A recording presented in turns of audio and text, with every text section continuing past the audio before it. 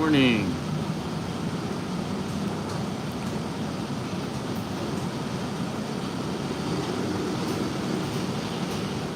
Bright and early on a Friday.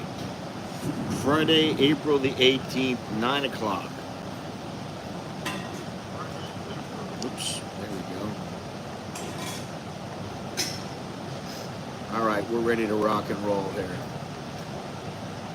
So, what's happening, everybody? Mga bang. How is everybody? Cheery?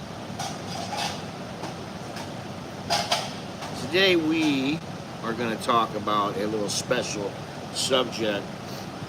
We've seen it, or I've seen it, time and time again over the last 30, 31 years of living here, living overseas, especially here in Thailand. And that's the cycle of complaints and dissatisfaction that so many nomads seem to fall into.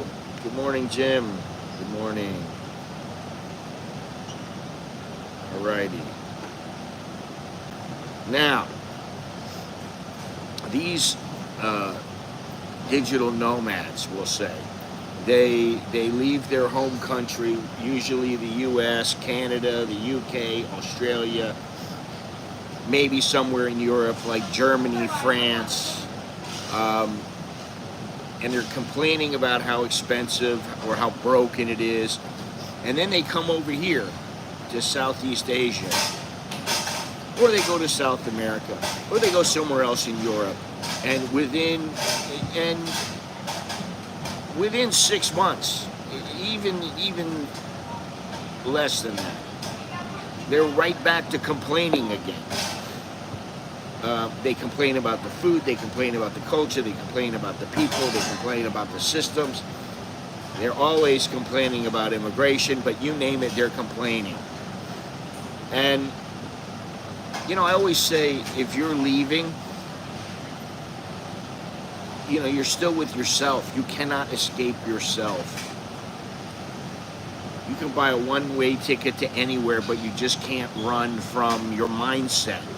And unless you change that mindset, everything's going to be fairly similar. So basically, if you don't fix the problems that are with you before you leave, those problems are going to be with you when you get to wherever it is you're going. And I'm not saying that Thailand is perfect. Of course I'm not. You guys, I think most of you guys know already that I really don't say, I never say that Thailand is the perfect place. I don't say that it's paradise or anything like that. And I've been to a few places in my life here in Thailand and in many other places in the world where I went, oh my God, this place is incredible. And maybe short term it is really incredible. Short term it's everything you could dream of. But long term reality sets in, and in Thailand reality always sets in, and if you kind of hate where you're from, you might end up hating where you go, or just have a strong dislike for it. And what does that tell you? The problem is not the place. And the reason I'm bringing this up is because of this article, and actually this website that I've been noticing lately. It's called the Daily Motivation News.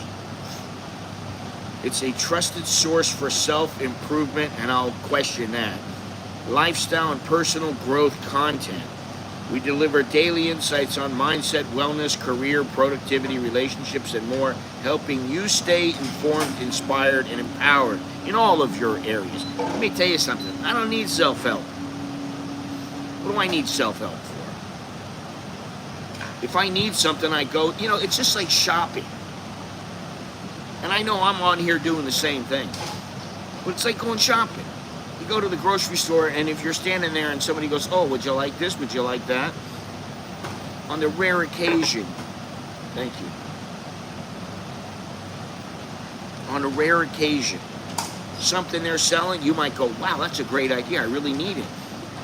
Most of the time, though, you're like, I don't need that. I don't need you trying to sell me something. You know? And so it's kind of the same thing.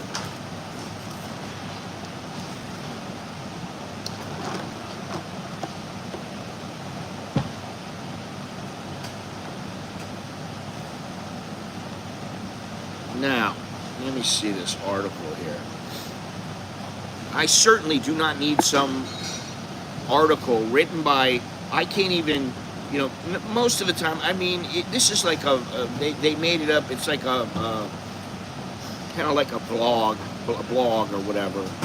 You know, the setup, they probably put it on WordPress or something, and there's a couple of guys, or I don't know who's involved here, it doesn't really tell me. Although I'm sure I can find out if I really wanted to. Yeah, this is, you know, we uphold the highest editorial standards. Our content is thoroughly researched, fact-checked, and crafted by experienced writers to ensure accuracy, clarity, and practical value. We prioritize trustworthy, insightful, and motivational content to help our readers make informed decisions and lead fulfilling lives. Now, what I'll say is I've seen a couple of articles written by one or two people on this website.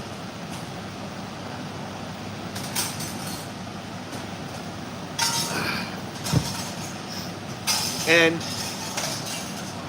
what I would say is, while the articles can be well written, I mean, this is written by a guy who's lived in Chiang Mai for 2 years.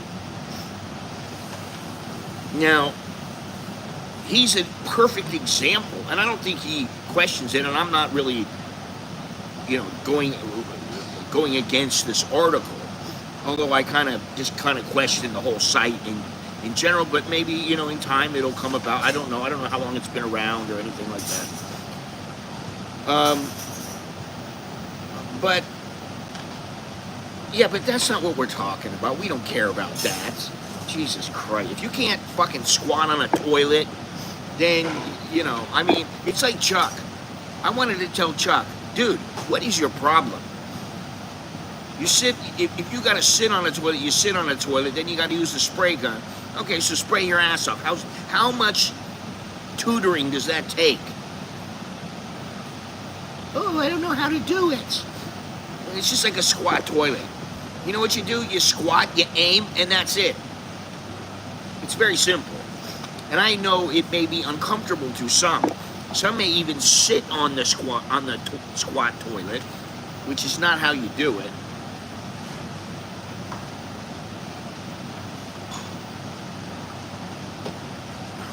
Crazy. If that's the biggest problem you got in Thailand, you got a lot of other things you should think about. Seriously. Like, what are you going to do with your time? Where are you going to go? What are you going to see? Do you want to do anything, or you just want to sit on your ass all day? Or sit on the toilet all day, in some cases. Anyway. I mean, you know. Oh, God. No walls, it goes sideways. Listen, that's your problem. All right? That's your issue. You got to figure that out. We're not here to help you figure that out. I got to tell you that right now. I'm sorry, but we're not here to help you figure out how to use a squat toilet. It's not that difficult. And if you have diarrhea, well, I guess it depends on if it's explosive or not or whatever, but it doesn't really matter to me. All right, now. Fucking unbelievable. We got these kind of conversations. Like I said, Thailand is far from perfect. And I dare say that you bring your baggage along with you. And that does not mean baggage as in your clothes and everything else you got in your possession. And you're carrying, you know, a couple of things on board. No, that's not what I mean. I'm talking about your mental, emotional, spiritual, whatever baggage. You're just like a woman. Everybody is. And a woman is, you know, a woman is a woman, a man is a man, whatever, but you're carrying your own baggage when you come here. You're not going to change just because you decide, well, I want to change myself. No, you have to have some kind of a plan, which usually doesn't take all that much thought, but most people can never think about it. I don't know. Anyway, in case you don't know who I am, I know there's a few people here that know who I am, but if you don't, I am Scott. I'm an American, and I've been living here for 30 years. Coming up on 31. So long enough.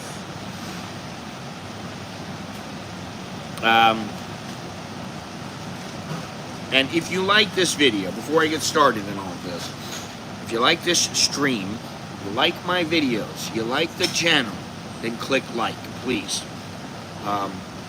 And if you have yet to subscribe, hit the notification bell so that you'll get updates on when a new video is coming or a new stream is coming.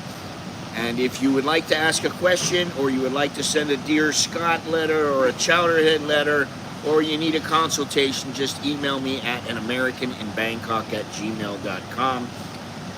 And you know, I came up with a new tagline: live free, stay smart, do your expat life right. That's pretty much what life is about. You just do things the right way, you try to stay smart, you always want to live free, and you're an expat, so do your life right. Simple. Now, tonight we're talking about this subject, and I have a feeling that some little digital nomads might get their panties in a bunch, but I don't really care. Maybe they'll agree with me, or maybe they won't, or maybe, you know, it doesn't really matter, you know. So, well, that may be one of the problems for them. They constantly hang out with digital nomads. They don't hang out with other people. You know what I mean?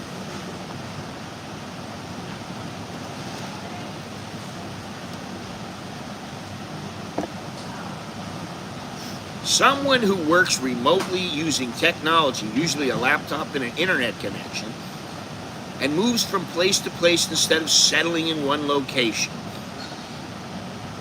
Okay, I use a laptop and an internet connection, but I don't go from one place to another. They typically make their money online, although I make money from other ways, through freelancing, remote employment, online businesses, or content creation, and often choose to live in lower cost countries while their income stretches further. Listen, I freely admit, when I came here, I was like, man, this place is dirt cheap. I'm not rich, but I got money, and I can live in this place. And I thought to myself, man, if I really wanted to, I could live in a little hut for like 500 baht a day, and I spend 100 baht, 200 baht on food. I got everything I need. That's what I thought when I first came over here. The romanticized BS of a digital nomad is not just people working from beaches with coconut drinks, although that's what they lead you to believe. Many digital nomads are scraping by, doing freelance gigs, drop shipping, affiliate marketing, or remote customer service jobs. Others are doing well: developers, consultants, marketeers, YouTubers, but they're a minority. That's the truth. All this digital marketing, yeah, I work online, I'm a digital marketer, I'm a digital nomad.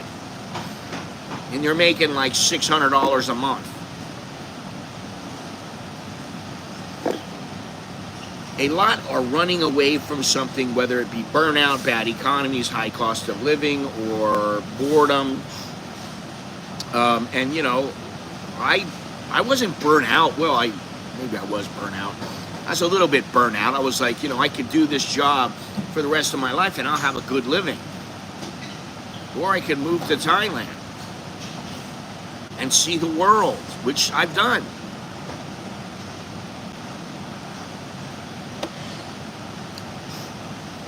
But now, you get these 22-year-old kids, 25-year-old kids, and they are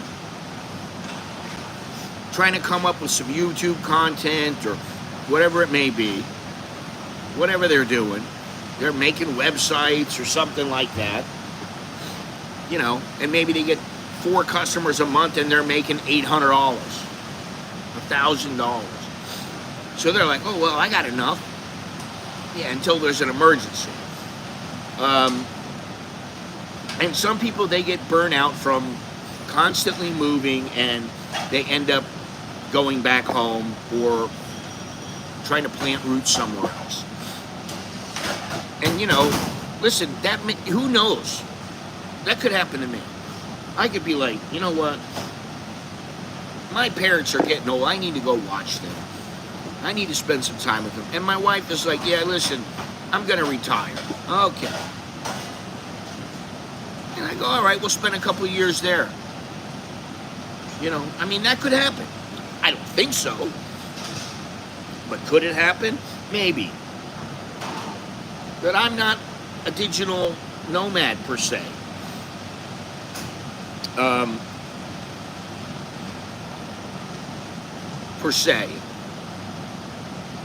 Now, you know, you have all kinds of digital nomads. You have the hustler, you have the crypto bro, you have the wannabe influencer, you have the remote employee, the burnt out escapee, you have the scammer, the grifter, the long timer who stopped moving. Now, here, let me read this here.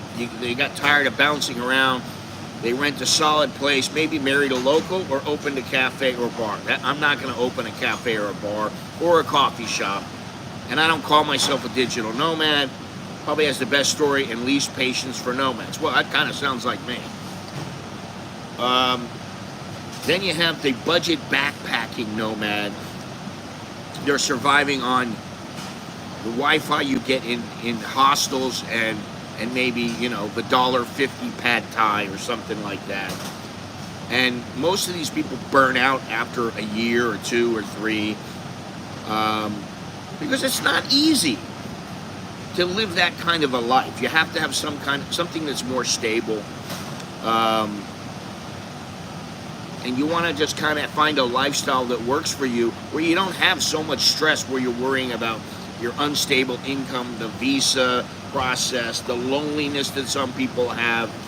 You know, sometimes some guy will be out on the road, he meets a girl, he's like, oh God, this is so awesome. He's with this chick for, you know, 2 months. Oh, we're in love.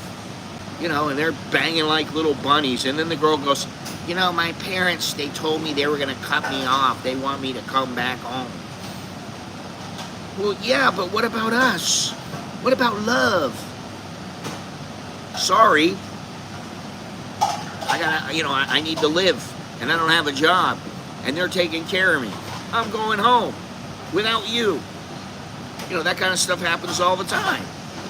So, that, to me, that's something that, I mean, I never really did that in the beginning. I was just trying to make ends meet, and I didn't worry about being out on the online, because online internet was not that developed when I first came over here. I didn't have those kind of opportunities. Now let me see something here. What was I looking for? Well, if I remember, I'll come up with it here. Let's see here. Let me see if I can figure this out here. Now, many nomads are escaping something, whether it's the high rent, the work stress, political tension. Oh my God, Trump is the president, I gotta leave. Please. Family pressures or whatever. But escaping these things is kind of like, well, it's different from choosing a life where you're doing whatever you want, whenever you want, your eyes are wide open, you don't have anything holding you back. And that for me, was what happened. When I first came over here, I didn't have anything holding me back. I didn't owe anybody anything. I came over, I had money coming in, and I'm like, I'm free, completely free. And that's a good feeling. I'm not like one of these guys who goes, I'm going to start a YouTube channel and I'm going to make, you know, a couple thousand a month. I think I can do it. And I'd say 80 to 90% of the people fail. You know, I mean, if I had to live off of YouTube, even from the beginning, I couldn't do it. I couldn't do it. Now, you know, I'm a little more stable and, you know, I got fairly steady income just from YouTube, but it's not that much.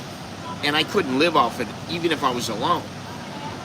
It would be, you know, too much to ask, really. If I need to work, might as well stay in my country.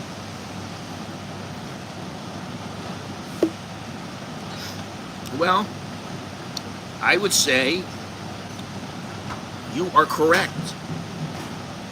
And that's kind of why they don't have a retirement visa for somebody who's 22 years old. If you're 22 and you want to truly live in Thailand, you got to find another way.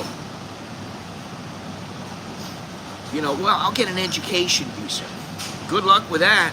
Good luck with, you know, if you're 25 years old and you want to be here until you're 50 and get a retirement visa, then better get an elite visa. You better do something. Get a, what is it, the DTV? You better get some kind of a visa that you're going to be okay with. And we talked about this in the last couple of weeks about how people, they think they're legit. And like I said, in the old days, you used to be able to get a tourist visa and you could stay for 15 months. And then you get another one. And you stay for another 15 months or 12 months.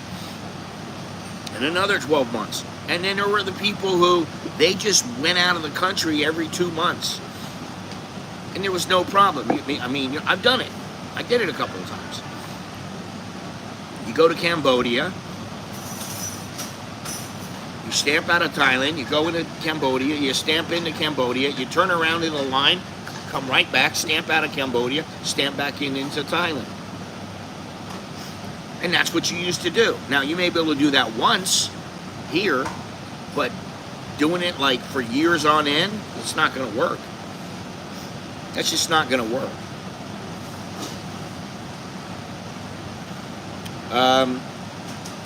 And when you're escaping, you're reacting to something. When you're building something new, you're acting with an intention. You have an intention to do something. My intention was, listen, I got this business where I'm a middleman. I should be able to do that from overseas. And I did. Now, long term, I was like, I don't want to do this because it's going to be a lot of work. And if it was like it is now, I probably would get away with it and I could do it. Every day I could just make a phone call, check in, I call for free. Back then it wasn't free. Oh, there's any problems? Okay. Well, email me. And I'll correct everything. If I need to talk to the customer, video calls. You know, that's the best thing. Yeah, you see, 20-minute turnaround. I mean, you know, I've done it in less than that. I did it once in Cambodia where I walked, I stamped out of Thailand, stamped into Cambodia, and there was a long line. And then somebody said, you paid 200 baht, you go to the front of a line. I said, here you go, buddy. Boom.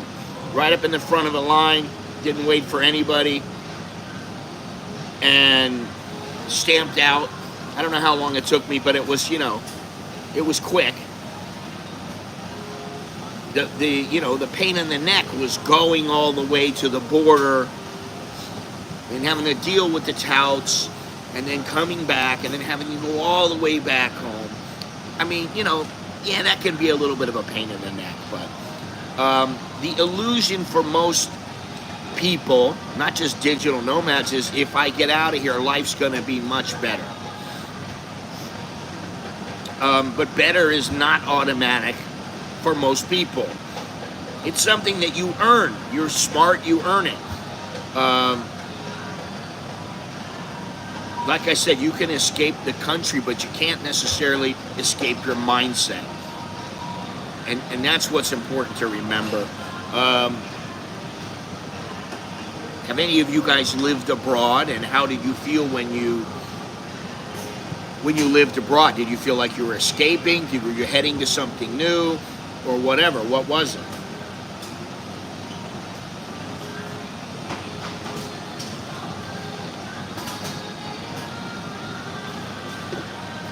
Yeah, well, you do what you got to do, but you know they have tightened things down.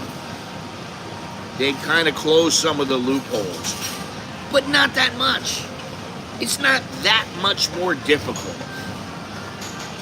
You know, it's not so much more difficult now that, oh my God, I don't know why I would go to Thailand. Okay, so you can go somewhere else. And what I always say is, you know, Thailand has that intangible something that people just, they don't know what it is, and that's why people keep coming back. They want to move here, they want to live here. So many people that come here go, oh man, I'd really like to live there. And then there's a few people that are like, no, I don't need to live there. I got plenty of money, I can live really good back home, you know. So that's something else.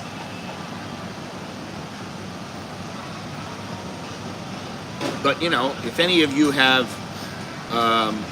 moved abroad, then you probably know what it's like. And also, now you look on social media. Listen, I saw this guy, I don't remember what his name is or anything like that, but I've seen a couple of guys. I've seen one guy a long time ago wrote how you have a VIP lifestyle for like $370. Then I go on Instagram, and the guy's like, for $15,000 you can live in Thailand. I'm like, really? And he's got a nice apartment. It probably cost $12,000, $14,000. I'm like, well, how's he living off? What's he doing? No, that means you're just your accommodation. This is where you live. That's what it's gonna cost you. And he always comes up with things like this. And there was another guy I saw yesterday. I've never seen him before. He doesn't have many followers or anything, but he's got a lot of things where he's like, in Thailand, you can do this, or you can't do that. Or this is why girls don't really like foreigners who do this or do that. And I'm like, wait a minute, how long has this guy been here? Oh, he's been here 2 months. Yeah, okay, well, you know what when I see somebody like that, I go, they're going home. Or I see some of these, you know, passport bros, they come over there, they're 25 years old. Man, Thailand's the greatest. It's the best. I understand it's a fantastic place. And it's a great place. Son of a bitch. It's a great place when you're visiting. Not so much when you have to deal with life itself, when you're living here.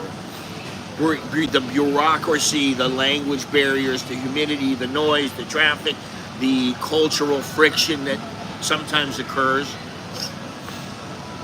Listen, I'll tell you something. Now this is something that I just kind of wonder why this guy has such a problem with it. Now, I came over today. I've been taking a taxi home every day. Every day that I'm here, I take a taxi home. I'm not taking a motorbike. In the morning, I took a motorbike. This guy pulls up. It's the same guy who never has a helmet. And you see, what happens is, if they are on this side of Lot Prow Road, there's no police. They don't have to worry about anything. The police are not going to stop them because they're not wearing a helmet. Now, if they go to this side, which is where the mall is, there are police who conduct there's checkpoints, there's little stops every once in a while. So they don't some of them just go, no, I don't want to go there. I'll get somebody else for you. Okay. So the guy pulls up today. He's the same guy that he's given me a ride 3 or 4 times. He's got a decent little motorcycle. It's fairly comfortable, which is nice. I want it to be fairly comfortable, but it's okay. But he's not wearing a helmet. And I'm like, son of a bitch, this guy's going to go over to the mall again, and he's going to risk getting a ticket because he's too lazy to wear his helmet. He has a helmet under his seat. He's too goddamn lazy to put the helmet on, so he'll be safer. And also, he won't get a ticket. And I'm like, I just don't understand this. So sometimes you get little... Now, this may not be a Thai thing, or, this is just... Maybe it's a personal thing. I don't know. But I know it happens with more than just this guy. Why are they not wearing a helmet? What is the problem? I don't know. Now, a lot of nomads expect everything here to be just like back in the West, and the comfort's going to be the same, and that's just not how it works. I mean, you may have to actually squat on a toilet instead of sit in some places. Some place might be 300 baht, but there's no air conditioning, and there's a tiny little fan, and you might be hot when you're sleeping. That's just the way that it works. Things are not always,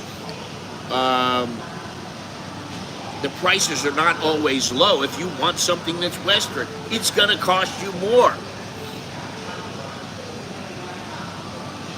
Because living cheap, it kind of means you're going to compromise, you're going to adapt, and you're going to be patient and understanding. Good morning. Good morning, everybody. And the complaining sets in when you realize that your expectations are not met. So you want them met. Now, most of the time, I'm not complaining about things for me because I'm like, this sucks. I don't want to do that. Listen, I know some things suck, and you just have to deal with it. But some of these people come over here, they expect, like, some places, they don't sell Coca-Cola here. They don't even sell Pepsi. They sell Est. I don't drink soda now. I really don't drink it at all. But if and when I have drank soda, I like Pepsi or Coke. But if they don't have it, I don't want Est. So I'll get water, I'll get tea, I'll get something else. That's my compromise. I don't really care. But some people will go, what is this? Well, you better not go to Myanmar, because Myanmar, I don't know now, I think they do have it, but in the past, they had their own orange soda, their own green soda, their own Coca-Cola, their own everything. It's not generic. Est is the brand. And it's just like Pepsi or Coke. But that is the brand. So, you just have to be understanding about it. Whatever. You can say it's Pepsi, you can say it's Coke, it doesn't matter. It's a cola. It's a cola drink. So your expectations aren't met, and then you start complaining. I mean, this is an example of when life smacks you in the face, and you just are like, well, why is it like that? Here it is again. Why ask why? And I know that some people go, well, if you can't even have this there, or you can't even do that there, or you're not going to be treated 100% fairly, why would you do it? Because most of the time you are treated very fairly. You have no problems. It's only what I've noticed is that many people put themselves in a predicament that if they used half a brain, they would never be in that predicament. Never.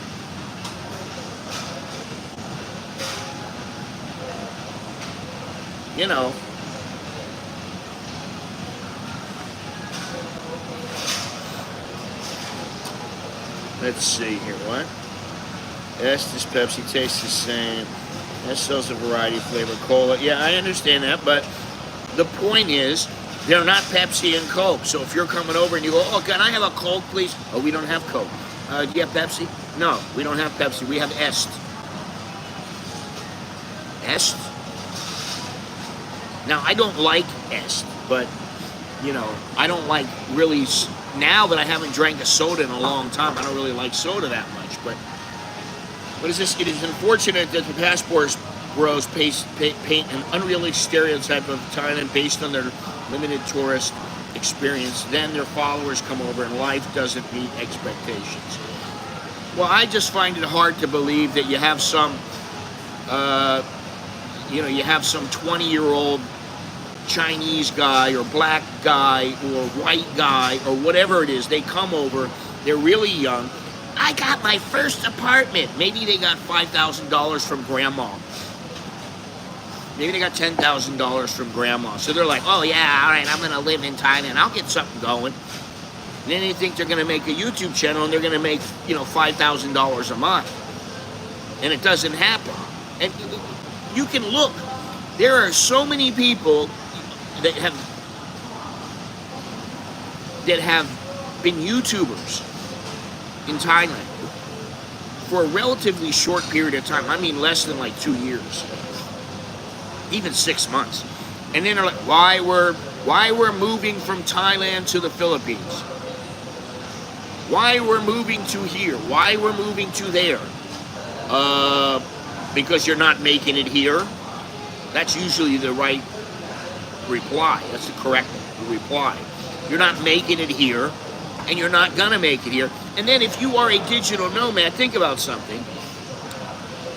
What do you want to do? You're gonna come in on a tourist visa? You're gonna come on a visa exemption, and you're gonna have to worry about that all the time? Honestly, the best way to do things is do it on the up and up.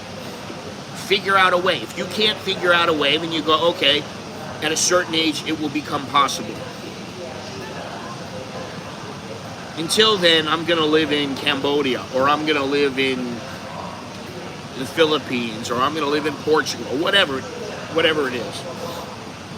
Now, with digital nomads and everybody, really, it's not just digital nomads, but there is a honeymoon period. And, it's the first 3 to 6 months where you're all excited. Oh, let me try this food. Let me try that food. Oh, wow, look at that. Look at this scenery here. Oh, it's so beautiful. Oh, wow, I picked up a couple of words of Thai. I'm doing really well now. So it's very exciting. You think you're doing great. Wow, everything's great here. Get a job or have money. If not, wait.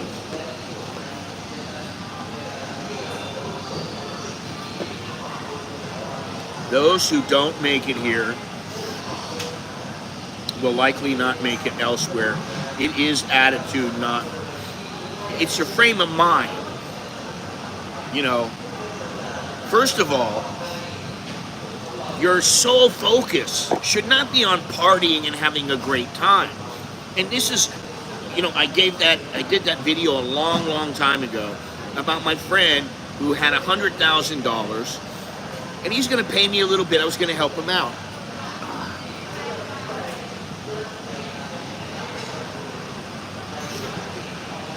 And, then the next thing I know, it's like a couple of months. Oh, yeah. I met a girl, and,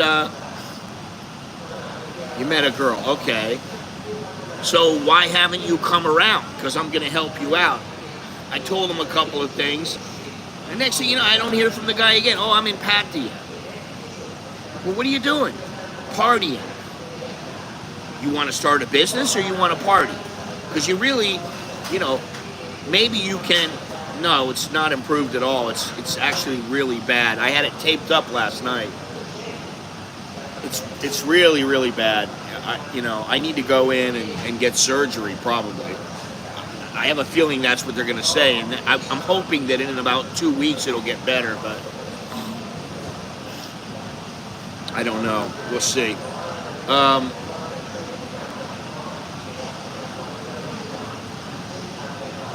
Yeah, there's an ice cream.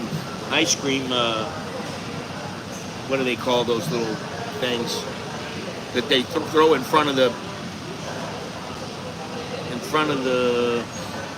ice cream parlor so that everybody sees what they have available, and it's sitting right next to me. It's in the coffee shop. They're looking at it going, how did that get there? Somebody must have put it there. Anyway, I don't know where I was, but nothing new there. I forgot what I was doing. Okay, so honeymoon phase. For the first couple of months, you're like, oh my God, everything is so wonderful, everything is good. You still have money. You're like, oh, I got plenty of money. But you might spend a little bit more than you expected. And then the money is not quite as much, but you're like, oh wow, I'm really getting the hang of things here. And then you get some frustrations. First of all, you may not pick up the language that quickly. So many people have told me Thai is such a hard language to learn. Now, I don't say that I speak perfect Thai or that I'm completely fluent or anything like that. But I do know my fair share. And I don't have a problem. I can talk to people, I can read stuff, you know. But if you don't, after 6 months, you're kind of going, I'm still an outsider. It's us and them. And let me tell you something. Even with speaking the language, it's us against them. I don't want to say it's always against, but it is both of us. We're both in it together. And the Thais have their way of doing things, and the foreigner has their way of doing things. So you're gonna start doing things a little bit differently after you've been here for a while. And then what happens, some people start blaming the country. Oh, these Thais, I don't know why they do it this way. It's so slow, and I don't understand it. Well, you don't understand it because you ain't Thai. And you might think it's stupid, but they might think, what, are you out of your mind? We don't do it that way, because we just don't. And there might be a very good reason that you don't know, or you will never know. But you can continue to blame them for things. Thailand isn't what it used to be. Now, I say that because I've been here for 30 years. It isn't what it used to be. And for the most part, I could say, if I really wanted, I could say, oh, it's nowhere near as good as it used to be. Well, some things are a lot better, like transportation, like the infrastructure, like internet, banking, financial systems. They're great. Listen, I had on my phone, I have the Bangkok Bank app. I've had it for years. But I went on to the limits, and I went, why is my limit only 20,000 baht for a transfer? I don't want this. So I tried to transfer it to 1,000,000 baht, because sometimes I have to transfer some money. And I'm like, why can I not do this? Oh, you need to verify your identity at the bank. This is only for Thai people. You need to verify it with the bank. And I'm like, oh my God, what? I gotta go into the bank? No, I don't go into banks. I just don't. I don't have to. I may go and get a card once in a while, or, you know, a new bank book or something like that. But I never go in like with, you know, some question where I've got to ask all kinds of things and try to square something. I just do it online. So I thought, okay, I guess I got to go there. So I go there. I knew, bring your passport. I brought all my bank books. I have 3 bank accounts with Bangkok Bank. And what else? I think that's it. I go in, I'm the first person in line. I'm like, well, this is fantastic. I'm like, listen, I need to update my app. Okay, no problem. She punched in a couple things in the computer. Right? And I'm like, okay, this looks like it might be quick. She's done in like a minute. And I go, okay. She goes, tomorrow, update. I said, okay. And I said, oh, by the way, this bank book's almost finished. Can you give me a new bank book? Certainly. Another 5 minutes. I'm out of there. I might have been there for 10 minutes. That was it. I'm like, pretty efficient. They got their act together. And usually the banks do. So You don't hear me griping about the banks other when they need paperwork, or they're trying to copy every page of your passport or something like that. But for the most part, they got their act together, man. You can use the QR code, you can use their bank card, you can use whatever you want. They don't have any problems for you to pay somebody or for you to receive money. You can always do that in Thailand. Sometimes people say that the locals are rude. They're rude. They don't compromise. Whatever it is. They're griping about the locals. Well, maybe because the 100 foreigners that came before you were assholes to this particular time. Or whatever. Maybe the 3 that came before you. So maybe the Thai's in a pissy mood. As long as you get what you want, you keep your mouth shut, you just get it, you turn in whatever you need to turn in, you do whatever you gotta do, boom, you're on your way. Very easy. You just remember, stay calm, relax. That's it. Relax. Take it easy. Don't get irritable. Don't jump on them. Well, why do I have to pay this for the... The other day, Nicholas went in, and he's getting a bank card. I said, okay, it's 300 baht. First it was 200 baht, then it was another 100 baht. I said, all right, I give him the money.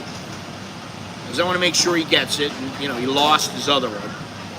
I told him in the beginning, tell him that the ATM ate your card. So, he does that. Now they're asking him, do you want the card that has insurance on it? No, we don't. This is an extra, it's like 700 baht or something. I'm like, what do you want to pay 700 baht a year to use this card that supposedly gives you this insurance that you already have and you don't need? Oh, yeah. Now, stuff like that, all right. When you call the AIS or one of the phone services and they got 50 different plans, and there are so many plans that it's hard to choose from what you want. All right, I understand that, but that's just the way it is. And what are you going to do? You're going to complain about that all the time? You go, this is how it is. And you deal with it. Now, one of the things that happens when nomads come to Thailand is they carry a sense of entitlement. And maybe that's the generation, I don't know. They want efficiency, transparency, fast service, excellent English, and then they want, of course, cheap as you can get. They don't want to pay a decent price. They're like, what do you mean it's 100 baht? I thought it was 20 baht. No, it's 100 baht. Ugh. I mean, come on. What do you want it for free? I told a story about in Kanchanaburi where I met this girl. I'm not going to say her nationality again. And she was complaining. Well, first, she thought I had like the swankiest room in the hotel. And I was paying like 500 baht a night or something. And it was, like the biggest room. And I mean, but it was peanuts. I didn't want some tiny little room where I could barely move. If I stretched my arms across, I'm touching both sides of the wall. I didn't want that. So I paid the 500 baht. And she's like, oh my God, you got the suite? And I was like, yes. And then she was telling me about how expensive it is to go and get her visa renewed. And this is probably 15 years. So she could have done border runs, gone and come back, gone and come back, gone and come. She was like, oh, that's just too expensive. And I'm like, it's too expensive? 2,000 baht?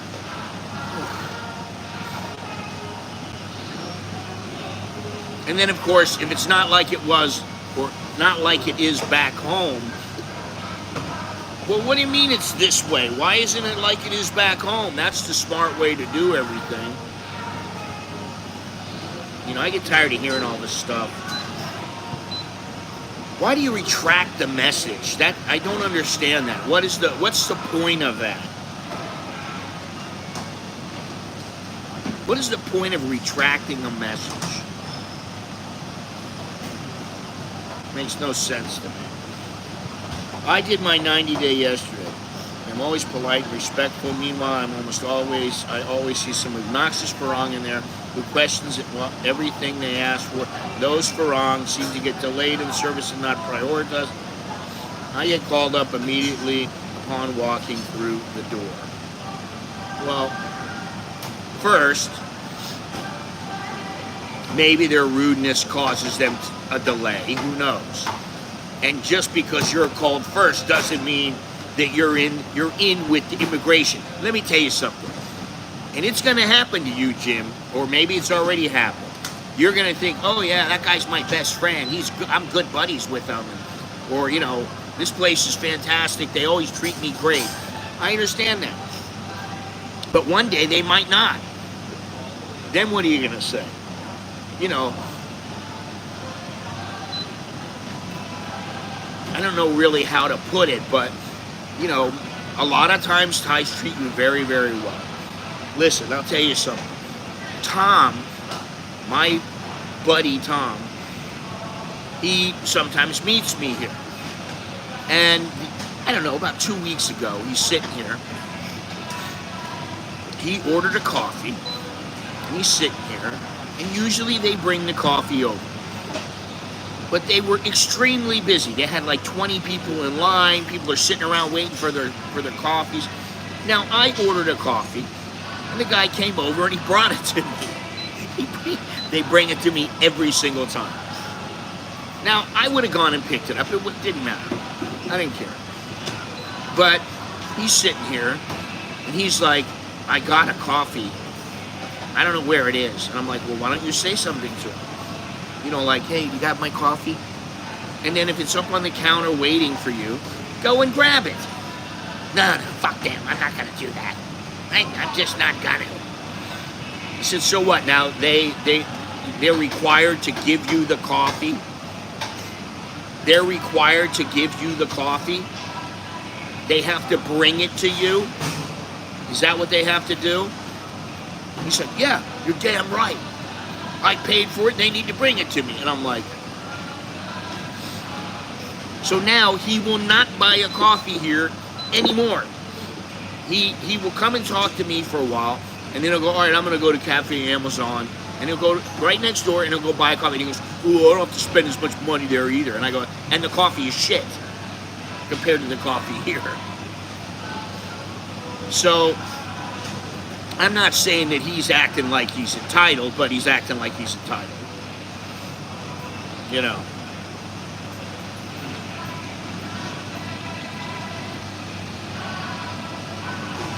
Well, good for you, Darth. I'm glad you see that, but that's not what I see. I see a lot of guys who preach about how they're doing business by the pool, they're by the ocean, they're having such a great time in Thailand. What a wonderful life. They're going out partying their ass off. And then, you know, they complain because they're not able to get what they want from Thailand. I see that all the time. And going back to this article that I see here, what is this guy complaining about? He says, oh, I've been to local festivals, eaten cow soy at street stalls, learned enough Thai to order coffee without pointing, but I wasn't embedded. Not really, most of us weren't. That's because you're living around other expats who are doing exactly what you're doing. That's exactly what you do. You're making friends with other expats who are expecting to make money while they work online. Instead of just sitting by yourself somewhere, why do you have to go there? Go to some coffee shop where there aren't any other foreigners. Go to some place that's not a what do they call that? You know, where what the hell's the name of it? Like a working cafe or something like that. What are they? What the hell? You know, like an office, a co-working space. Why do you have to go to a co-working space? Oh, everybody's there. All these guys that are great. We exchange ideas and we. Okay, go. Go ahead. I don't care. do whatever you want. I have sometimes retracted comments because I did a typo and inadvertently hit send in the process of typing. Well, maybe he did that, I don't know. All right, so here we are somewhere about midway, a little bit more than midway through the stream. And what I'll say is hit like. We got 48 people, almost 50 people here. Do me a favor, smash the like button. It's free. And if you don't want free, well, you can hit that join button right below the video window. And for $1.99, you can become a VIP member of the channel. Or you can send a super chat. You can always do that. I haven't had a super chat in like, I don't know how many days. In like a week, 2 weeks, I haven't got a super chat. I don't know what's going on. Anyway, I literally made my own Hawaiian pizza for about $5 to save $30 ordering a large Hawaiian. Ordering a large local pizza near my house. You can live well on the cheap. Wait a minute. Oh, you saved money from ordering the large pizza. Okay, thank you, Charles. You're a gentleman and quite generous. Thank you very much. You see that? And Charles is one of the regulars. All you people out there who aren't the regulars, you know.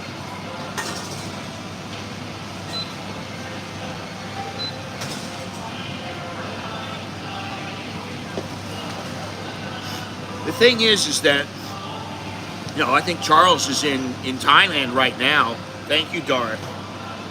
Thank you for the contribution. But I think Charles is in Thailand right now. I mean, you know, I talked about this the other day. Or actually, I made a video and I didn't like the video because the sound wasn't all that good, so I was going to do it over. It's about street food and then buying food from the groceries. But anyway, the point is that sometimes you go out and you can eat for cheap when you're out, but sometimes it's not all that cheap. Sometimes it's more expensive than if you make it yourself. Sometimes the food's not as healthy. It's not made with the good ingredients. And you know, I mean, if I want, I can make some pasta that might. I mean, I use about 1/4 of the pasta, and the pasta's about 80 baht, we'll say. I get some sauce, and that sauce is about 120 baht. So that's 200 baht. We'll say I use 1/4 of each one. So that's 50 baht. And I throw some cheese on it. That might cost 5 baht. So it's cost me 55 baht. For a big plate of spaghetti. Okay? Pity super chat. Oh, I'll take a pity super chat. Thank you.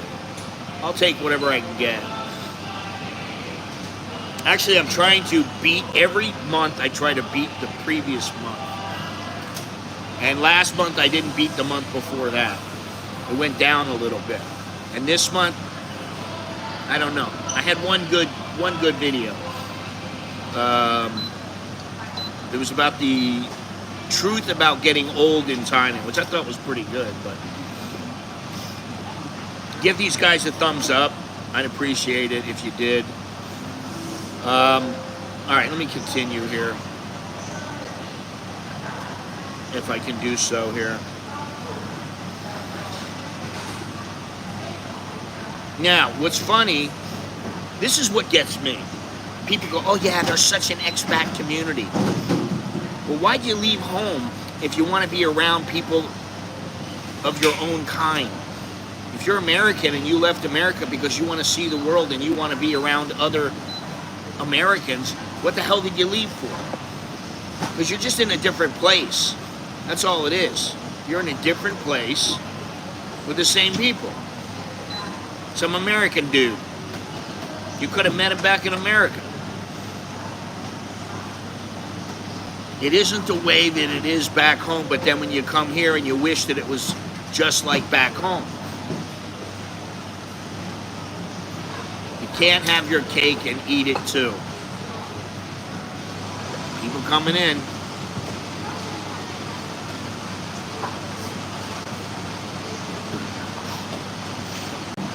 And it's a Friday.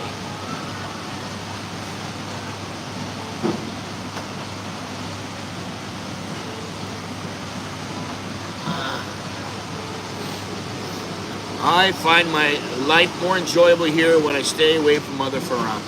Yeah, you remember I told you about that a long time ago, Jim. I told you what'll happen is you'll meet these foreigners, and out of 20 of them, maybe there's 2 or 3 that you like. The rest of them are just kind of like they're around, you know. Now, there's always, the grass is always greener on the other side. The grass is always greener. Oh, Thailand's great, but you know, Vietnam is even better. Then you get to Vietnam and it's like, oh, did you know about Portugal? What about Costa Rica? What about Panama? What about Greece? Mexico? Is today Good Friday? I think it is, isn't it? I don't remember about these things because we don't practice that here. Constant comparison breeds dissatisfaction. If you're constantly comparing to somewhere else, it's hard to really be happy. Vietnam is cheaper, Portugal's better, Mexico's more fun. And you know, I understand that not everybody is really, they're not looking at Thailand and going, wow, I really like I love the culture, I love the people. And you don't have to love everything about the place, but you gotta really like it. If you're gonna stay here, you should. Otherwise, you're gonna go somewhere else. Well, what most people do is they just go, oh, I'm gonna go to this place because I heard it's a lot better. They're just chasing the high, man. That's all they're doing. And there's a reason why they're called digital nomads, not digital settlers. Because they're not settling in. And you know, I don't know, I look at myself and I go, I came here, I thought I might be here for a year. And then after a year I went, you know, if I go back, I'll have some money in the bank, I'll be able to start over again. I'm still young, I can do that. And I never really had a problem finding a job. So, you know, I thought, okay, no problem. But eventually I just went, do I really want to go back home? And after a while, you get to the point where, I mean, I'm so settled here, and I've been here for so long, that there's no reason I want to go back home. I have no reason. I don't miss really that much in America. I miss, you know, conch fritters. I miss dolphin fish. I miss key lime pie. I miss rum cake. But, you know, a lot of those I can get here if I really want. If you're only living in a single digital nomad income, you will not make it, and this is more expensive with you. Well, I don't know that that's true, because you don't know that a single digital nomad is not making enough money. Most are probably not. But some may be. And, you know, I mean, I came here, I wasn't a digital nomad, but somehow I made it.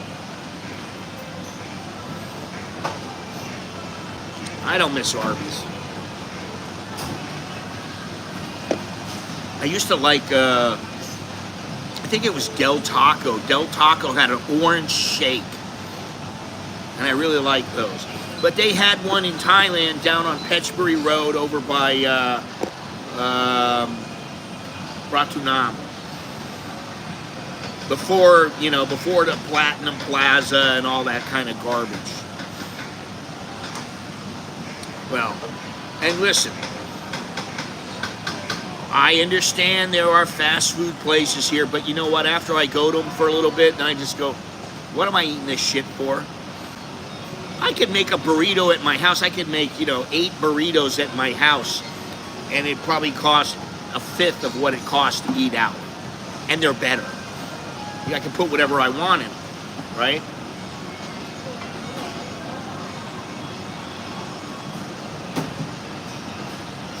The thing is that, you're looking for a place to stay, and the digital nomads are like, oh, well, this place is great, but, I've heard about this place or that place or whatever. They're not really looking for a place to call home, because no place is going to be good enough for them. Eventually, they get bored. I mean, after a year or two, they get kind of bored, and they go, what am I doing here? I'm doing the same old thing. I could go to Germany, or I could go to Holland. I could go to wherever, and I could do the same thing, so I might as well go there. Get away from here. After a while, they're traveling all over. I mean, listen, I've been to like 50 countries. That's not a huge amount, but it's fair, right? But it's, for the most part, it's enough. For me, it's enough. I don't want to deal with the hassle now, and you know about the hassle in America now. I don't know when it starts, where, they're using all the biometrics and all that now, and that's how you get your ticket, and that's how everything is done now. I don't understand it. What about the people who just go, hey, fuck you, I don't have a phone. I don't want a phone, and I don't have a phone, so how am I supposed to do this? Because, I think about it. How often do I make a phone call? I might call Jono. I might call my wife. I call my friend Scott. What else do I do? I call my kids sometimes. And, then I think about it, and I think, most of the time I don't really need a phone that badly. It's more like, okay, I'll meet you at, 3 o'clock, and you go, oh shit, I forgot, where's he going to meet me? Now, he's going to meet you at the mall, but where in the mall? Well, he knows I hang out here most of the time, so they'll figure it out, right? So I don't really need the phone. I mean, it's convenience, that's it. But when they force you to do it, like they've been doing and like they're doing now, and I mean, listen, even in Thailand, you can have a debit card, a credit card, that's great. But also, you can have a QR code, and I admit it's very, very convenient. I was going to do a video where I said, no cash for 1 week. None. And I started trying to do it. And for 3 or 4 days, I didn't spend any cash. Everything was just done through the QR code, from scanning, from transferring with my card. Everything was done that way. And then I thought, you know what? Instead of me having to go, oh, none die mine, can I transfer money to you? Something like that. I just went, I just get 100 or 200 baht out, and I just give the money to him. Here you go, buddy. Here you go. But if I didn't want to, I don't have to. Now, I see both sides of it. It's very, very convenient. I don't think, if they wanted to track you, they track you no matter what. You'd be screwed no matter what.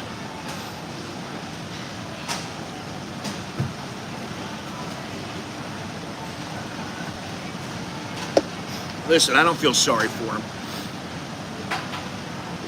I really don't feel sorry for him, because you know what? We all got our problems. We all have our share of problems in our lives. At certain points of our lives, we all have our fair share of problems, and we get through it somehow. I met many digital nomads with holes in their shoes. I don't doubt that. I always knew where to find you. I still haven't had the need to use all the features on the phone, iPhone 12 Pro Max, so why would I need to upgrade my phone? Why would anybody need an upgrade? Well, I have the iPhone 13, and I don't really need an upgrade. unless the 16 is that much better. I've seen some payphones, but most of them are not working, or they're broken down, or whatever. Now let me ask you this. Have you noticed a decline in the number of ATMs? Because there's a decline. There used to be ATMs right outside this door. Then there was ATMs right inside the door on the other side. Then there were ATMs up on the second floor, third floor, fourth floor. And now, there's no iPhones over here. There's only 2 iPhones in the back over here, or you have to go all the way up to the 6th floor to where all the banks are. All the banks are on the same floor, on the same side. So every once in a while I'll go, I want to go in the back and get some money. I need a couple $100 baht. All right. And then what happens is I go across the street. I walk on the overpass, go over there, and there's Krung Street and Kasikorn Bank. And if I need money, I can go there. Then you can go downstairs, and there's a couple of ATMs there. But that is not nearly as many as there used to be. There might have used to have been 50 ATMs. Now there's like 10. All my shoes have holes. Life was better before the smartphones. Shoes, who wears shoes? Yeah, I got sandals on. I always have sandals on. I mean, they're tennis shoes. Sometimes I got tennis shoes. Why do so many foreigners date bar girls? Seem expensive.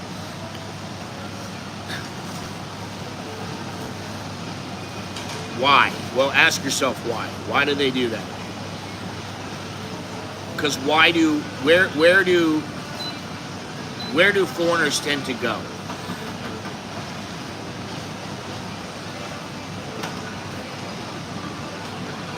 There's no ATMs at the 7-Elevens around here. If you go all the way on Happy Land 1, there's one ATM right in front of this 7-Eleven. And then there's like 2 that are down farther on the street, but that's it. But why do they date bar girls? Because a lot of foreigners come to Thailand. Where do they head? They head for Sukhumvit, they head for Pattaya. And what are you going to get? If you're like in lower Sukhumvit, what are you going to get? If you're kind of like, well, I'm looking for a girl. I could use a girl to keep me warm tonight. You know. That's why they go there. And then the bar girls tend to speak a little bit of English. And it's much easier to be with the bar girls than it is some chick who you meet that's a regular Thai chick. If they're a regular Thai chick, most regular Thai chicks are not going to jump your bones right away. They're not going to screw you the first time you go out. You might have to go out 2 or 3 times, and maybe then they're going to start being with you. But if they know you're leaving, they may not want to be with you. Because they know, what's the chance that we're going to end up together?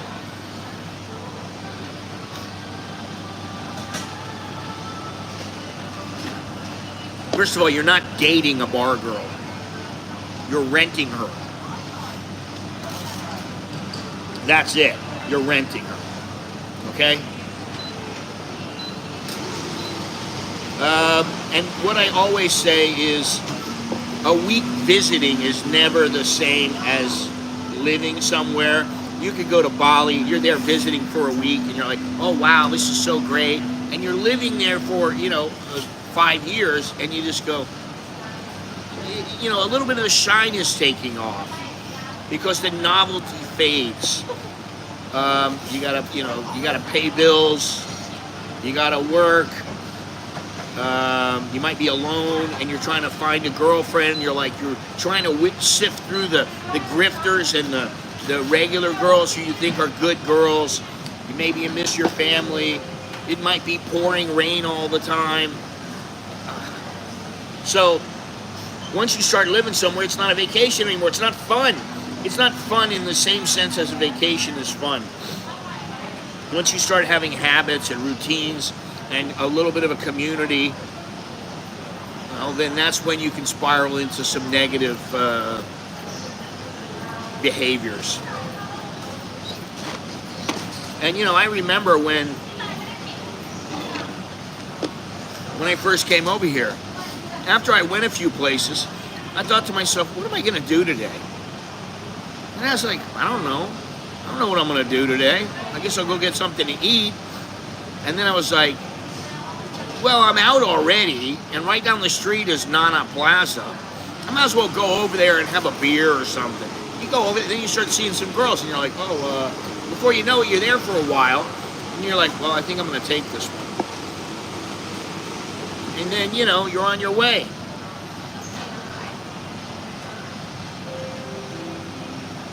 Now, ATMs would all go empty on the same day. No tracking my 1980 Grand Prix with a 71 motor and no computer. There's a lot of ATMs unless you need one, yes. Hard to date a bar girl. She's working, you mean paying her for a week, like a trip. That's expensive. Pay for a daily bar fine, probably $15,000 per day. I can't afford that. Listen, the days when bar fines were cheap and the girls were not that expensive and they did a lot for you, they cleaned your room, they if you had a hole in your clothes, they would darn the hole in your clothes, darn your socks or whatever. They cleaned your room up, they swept your room. Not only that, but they took a shower with you and gave you a good shower. They gave you a good Hummer, and then you knocked it out. Those days are, it's going to cost you now. It's not cheap like it used to be. Where you give them 500 baht and they were happy. Now that's definitely not the case. And if you're here for a while, and like I say all the time, you learn to speak a little bit of Thai. That will get your foot in the door. You get your foot in the door, and maybe they like you, and you're trying to communicate with each other back and forth. You said that before. You're in the process of getting my Thai privilege visa on the bronze package. So how long is that for? What is that, 5 years? 5 years and what is it, 600,000 or something like that? 640. Yeah, that's a bit steep. Many digital nomads in Chiang Mai and Pai are working on AI projects. Maybe blue-collar jobs, electrician, will be high in demand in the future. Okay. Well, what I see is a bunch of guys. What I'd say is probably 80% of the guys who are supposed digital nomads are guys scraping by. They're scraping by, and they can barely make ends meet. And I understand. I've been on all points on the spectrum. I've scraped by. I've lived good. I've been okay, and now I'm comfortable. I'm not rich, but I'm comfortable. And between me and my wife, we're very comfortable.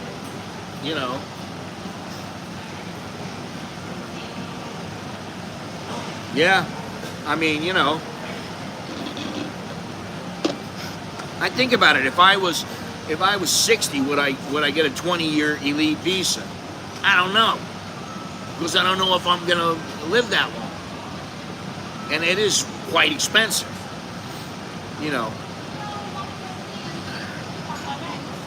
Now let me see something else here.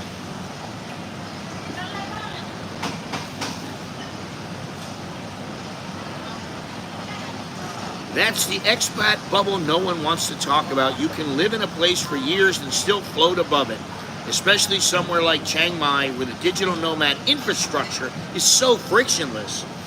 You never have to leave your curated world. Co-working, co-living, Grab, Food Panda, expat, or rather English-speaking dentist, yoga studios, kombucha, community events with just enough eye contact to simulate connection. See, to me, that is not my world. I don't need to co-work with anybody. And the city itself started to change too, slowly, then rapidly. Maybe what it is your perceptive change. I guarantee you, to the average Thai there, the only change is that they make a little more money because prices are going up. Rents went up. Cafes got shinier, but somehow colder. Visa runs got stricter. Visa runs? What the hell is that now? You're not supposed to do a visa run. How about you remember that? How about you get a digital visa? There was more talk of crypto conferences than meditation retreats.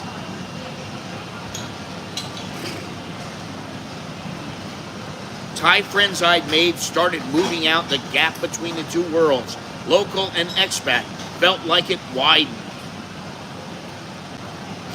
See, I never have felt that any gap has widened. If anything, I felt it's closed. The gap between myself and Thais is somewhat narrow. The people that I need to know or that I want to know, I know them. I know plenty of Thai people like as acquaintances. I have several that are friends. But most of them are acquaintances, and that's how it is with the foreigners. Most of them are my acquaintances. They're not my friends. Get over it.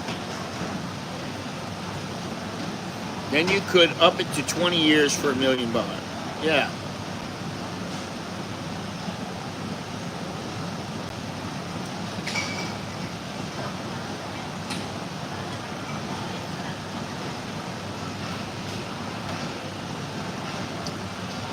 Let's see here. Community and loneliness. Isolation is a silent killer for nomads. I don't know. Some people are really, really friendly, and they go out of their way. I know 2 people. Well, 3 people. Tom is one of them. Jono's another. And then there's, I forget who the other guy is. I just thought of him a second ago. But there's 3 people I know. And they are... They go out of their way to make friends. And that is not me. I don't mean it in a negative way either. It's just not me. I sit there and I wait and I watch the person I want to see before I even talk to them. Oh, Chuck is... And then he's got to, I'm gay too. Okay, Chuck, I don't think anybody wants to know your sexuality, but okay, whatever. And the thing with digital nomads is that people are always leaving. I don't know who those kids who were here before, those 2 guys. They were the one guy who did the kratom, and he was like, oh, I'm so wasted. Oh, my God. And he was bitching about something on his motorbike in Indonesia or something. Those guys are... Come on. I mean, really. Loneliness can morph into frustration and sometimes blame. It's not Thailand's fault or Mexico's fault or Cambodia's fault or Costa Rica's fault or whatever. If you get lonely somewhere like in Thailand, it's about the lack of connection. And when I was younger, I was connected to a lot of people. Now that I'm older, I've narrowed that down quite a bit. I'd rather just hang out with my old lady and the kids and just watch TV than to, go to some place and like, well, yeah, let's hang out with my buddies and, and have to take a trip somewhere that takes me an hour and a half each way to get there. Let's see. Chronic complainers need an identity. Sometimes negativity is their brand. Everything sucks. But some are smart enough to see it, know it, and they become the self-appointed critics of every single country that they visit. And, it's all about the clicks and the views and I guess if that's how you want to live your life, you're like, oh man, this place, well, it's all right, but it kind of sucks. And every place has its good and bad,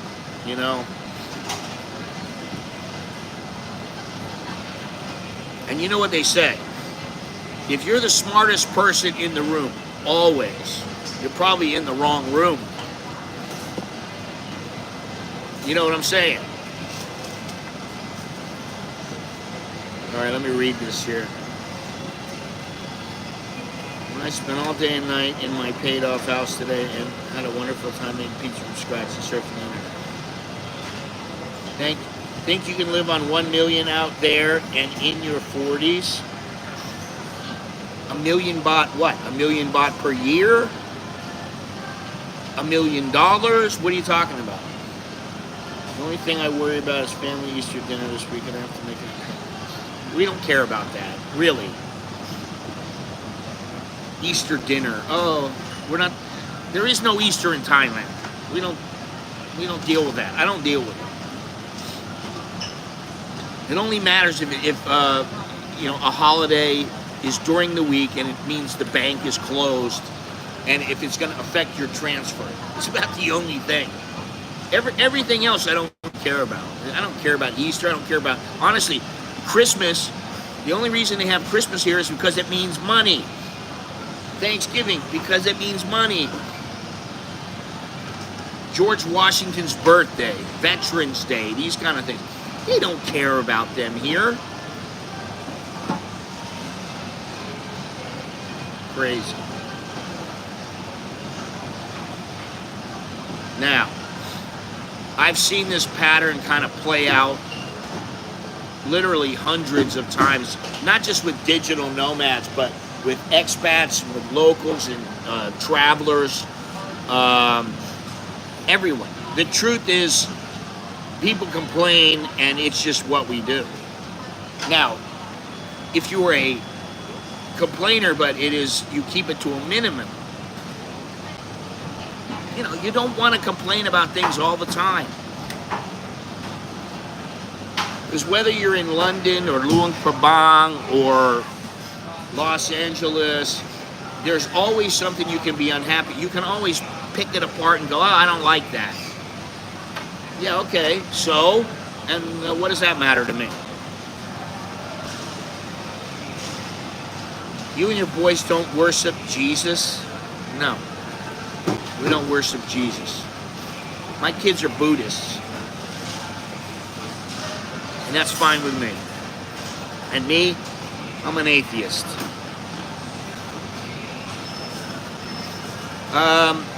What makes the difference is whether you let the complaints define your experience, if you rise above them and you adapt.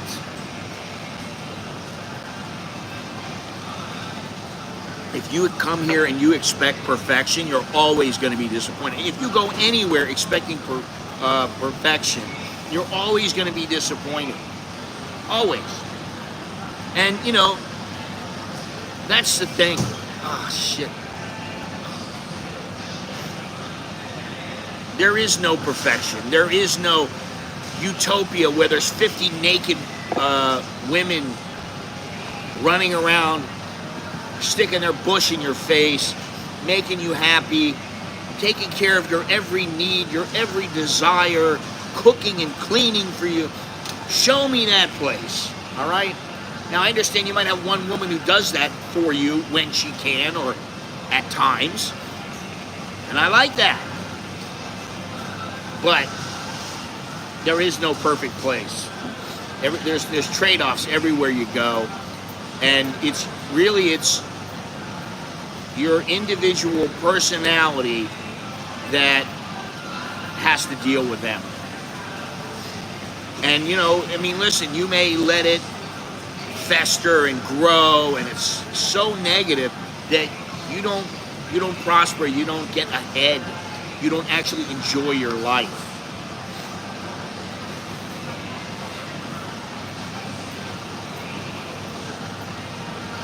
Exercise and eat healthy. Perfection is a rarity here. Perfection is taking a dump, you wipe and spotless. Yes, that sounds like a cool place.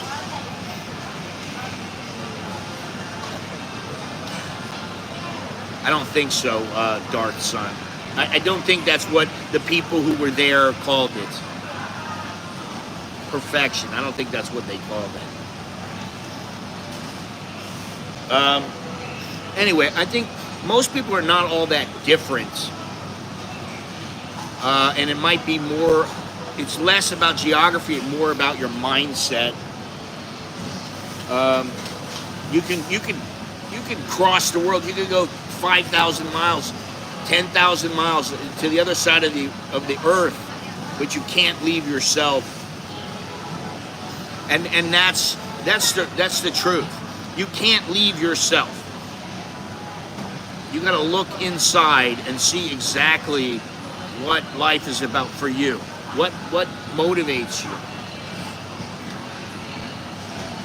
And if it's just like, I'm going to go to Thailand and have such a great time, I'm going to sit on that bar stool every single day, then what'll happen is you'll be some broken down farang sitting on the bar stool from 12 o'clock or from 10 o'clock in the morning, whenever they open, all the way through the end, and maybe you get a pity lay from some chick once in a while, and that's it. So,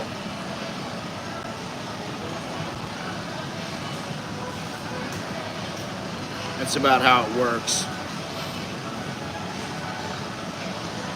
All right, so, yeah, let's see here. The truth bomb is that most of these people, they burn out in less than a couple of years.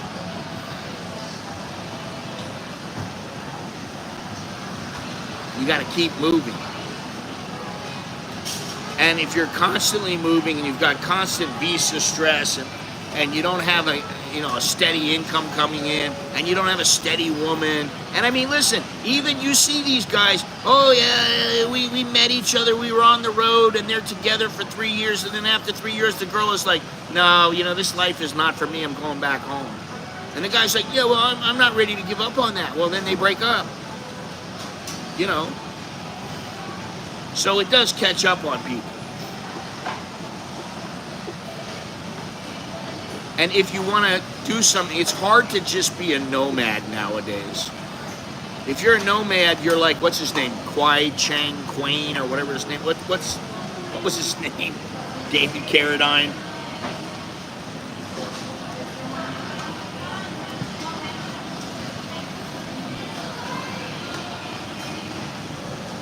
Kwai Chang Caine.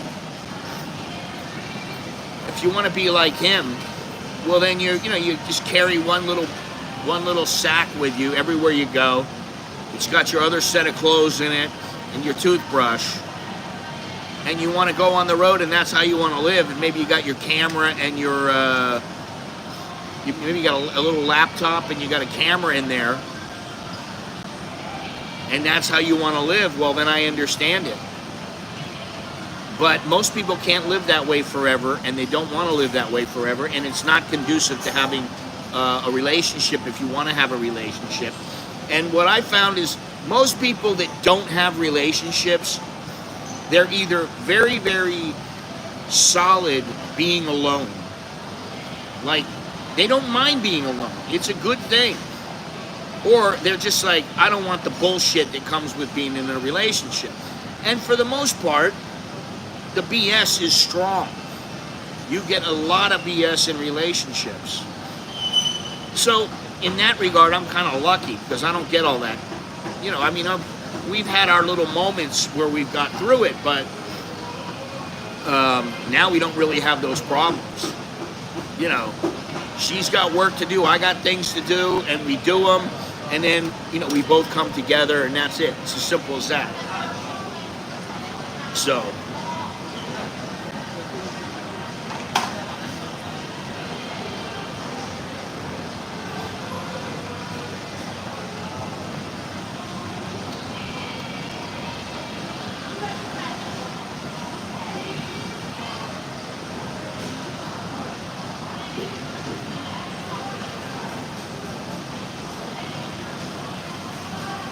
I have no idea who Louis Cabo is. Never heard of the name. Pitile, I decline. I think you're going to take just about whatever you can get as long as they look pretty good. Do most farang end up on the stool? I don't think so. think a small percentage end up on the school. If they're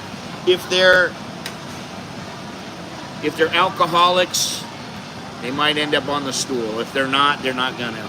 If you have lots of money, you can burn a candle from both ends in Thailand for over a decade.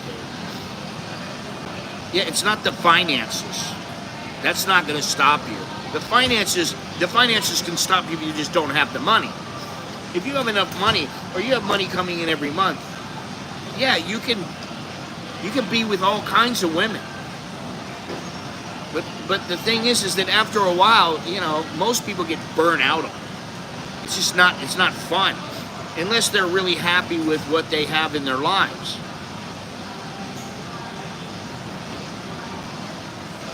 I love waking up alone. Majority of Farangs here are not on the bar stool every day. There are a large amount of Farang who just blend into the scenery and are not noticed. And that is the way that I think it should be. You don't need anything more than, I mean, I don't have a problem never being seen. I mean, you know, I go on to YouTube now and it's, you know, it can be fun sometimes. But the reality is, you know, real life is where it's at. I don't, you know, I tell my wife, and she started to cut back now on her use of the phone and use of the computer, because she knows. Is this my life? I'm always on the computer, I'm always on the phone. No, it's not your life. Put the phone down. When you go to sleep, don't sleep with the phone. Put the phone down, turn it off. When you wake up, get up, have a cup of coffee. Then, if you want to check your mail, okay. Check your mail twice a day. Boom, that's it. Very easy. Right? I mean, you know.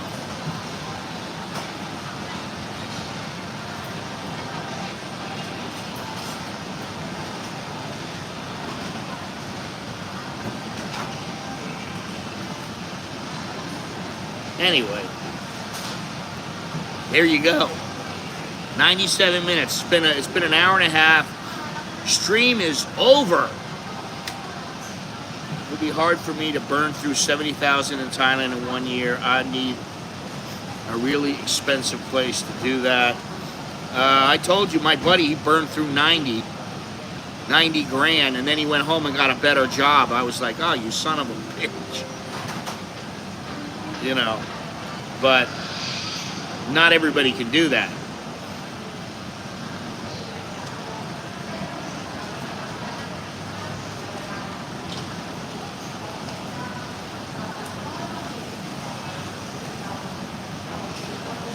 Well, what's going on here?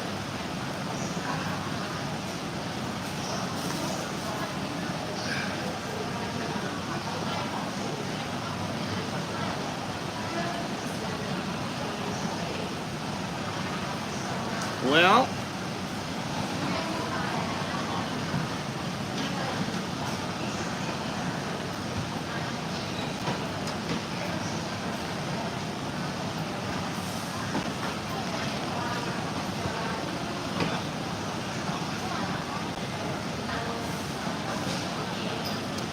alrighty then.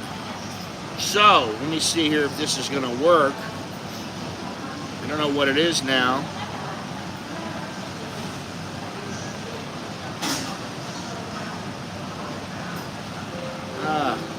That's what it is. No internet. Or do I have internet?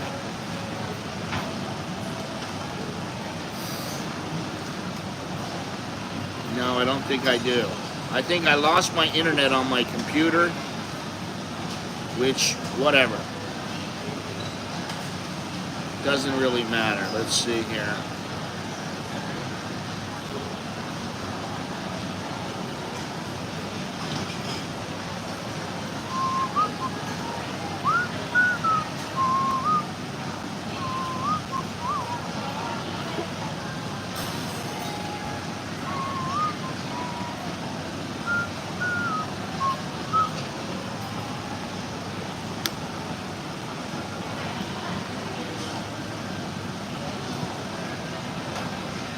What is this here? Let's see here.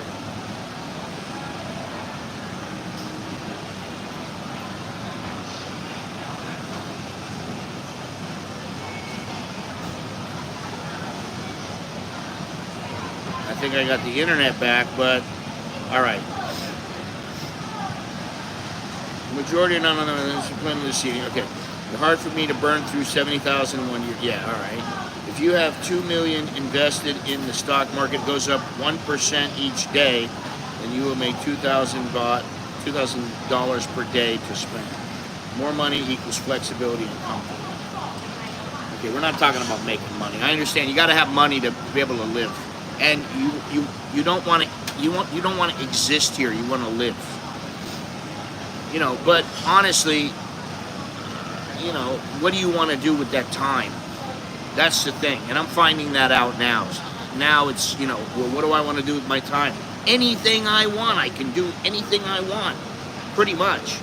I mean, you know, I can't like decide to go up in a jet and, you know, go for a flight around Thailand or something like that. I can't do something like that, but within reason, I can do pretty much whatever I want.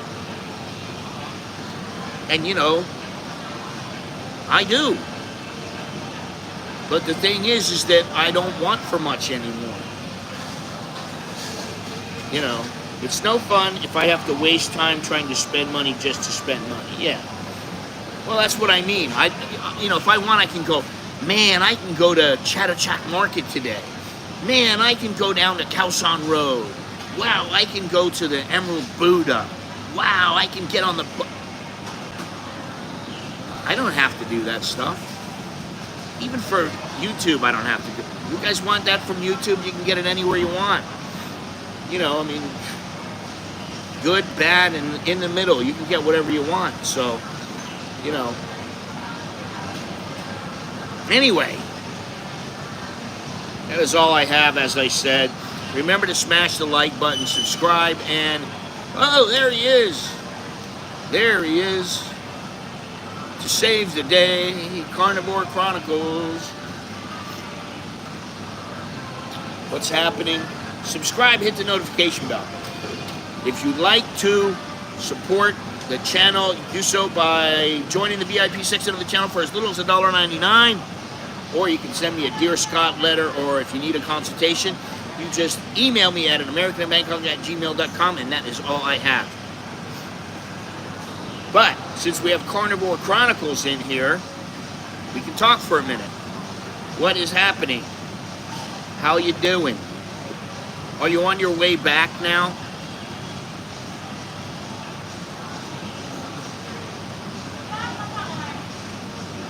All good? Well, I put the stuff from Hong Kong online. It's still there. You just have to find it a little bit. Some is still online and public, and some is not public, but it's unlisted. Some is private.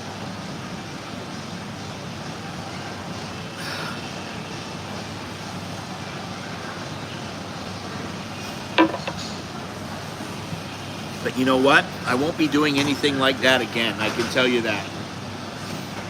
I might have 2 years ago, but now I got too many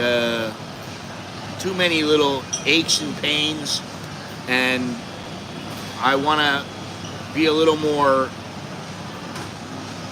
thoughtful about the time and how I spend it.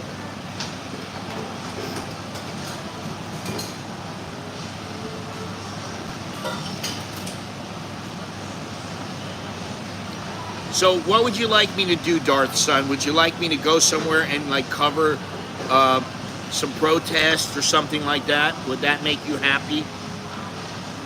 Glad to hear. You let me know when you're coming back here, or when you're going to go to Pattaya or whatever. Let me know.